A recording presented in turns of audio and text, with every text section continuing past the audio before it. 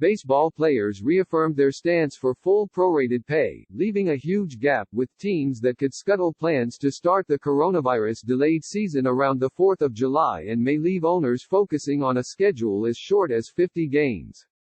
More than 100 players, including the union's executive board, held a 2-hour digital meeting with officials of the Major League Baseball Players Association on Thursday, a day after the union's offer was rejected by Major League Baseball. Click here for more sports coverage on foxnews.com.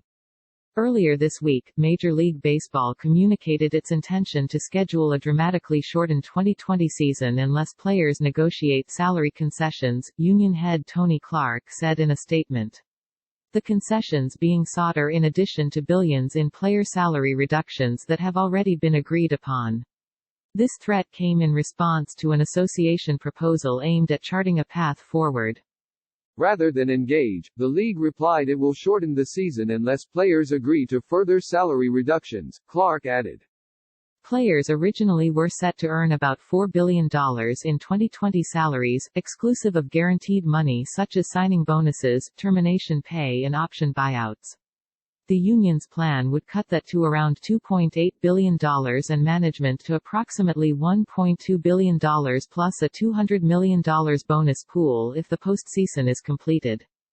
MLB last week proposed an 82-game season with an additional sliding scale of pay cuts that would leave a player at the $563,500 minimum with 47% of his original salary and top stars Mike Trout and Jarrett Cole at less than 22% of the $36 million they had been set to earn. Players countered Sunday with a plan for a 114-game regular season with no pay cuts beyond the prorated salaries they agreed to on March 26. That would leave each player with about 70% of his original pay. MLB rejected that Wednesday, when Deputy Commissioner Dan Hallam wrote in a letter to Union Chief Negotiator Bruce Meyer informing him, "We do not have any reason to believe that a negotiated solution for an 82-game season is possible." Nonetheless, the commissioner is committed to playing baseball in 2020, Hallam said in the letter, which was obtained by the Associated Press.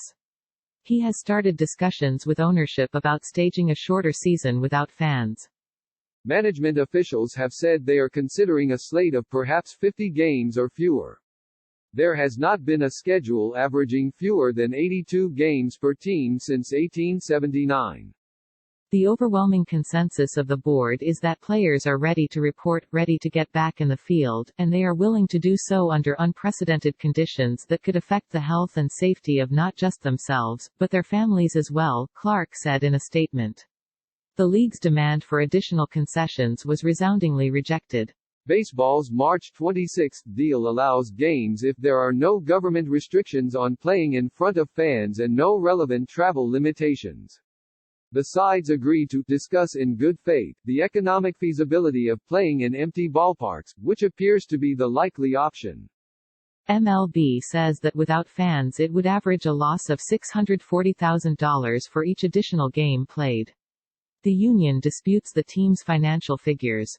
Teams also worry about a second wave of the new coronavirus this fall and don't want to play past October, fearing $787 million in broadcast revenue for the postseason could be lost. MLB proposed expanding the playoffs from 10 teams to 14, which would generate additional broadcast rights to sell, and players have offered to guarantee the larger playoffs for both 2020 and 2021. While baseball has reverted to the economic bickering that led to 8 work stoppages from 1972 to 95, the NBA announced plans Thursday to resume its regular season with 22 teams on July 31. The NHL is moving ahead with plans for an expanded Stanley Cup playoffs this summer, and MLS is planning to have teams return with a tournament in July. In this time of unprecedented suffering at home and abroad, players want nothing more than to get back to work, Clark said. But we cannot do this alone.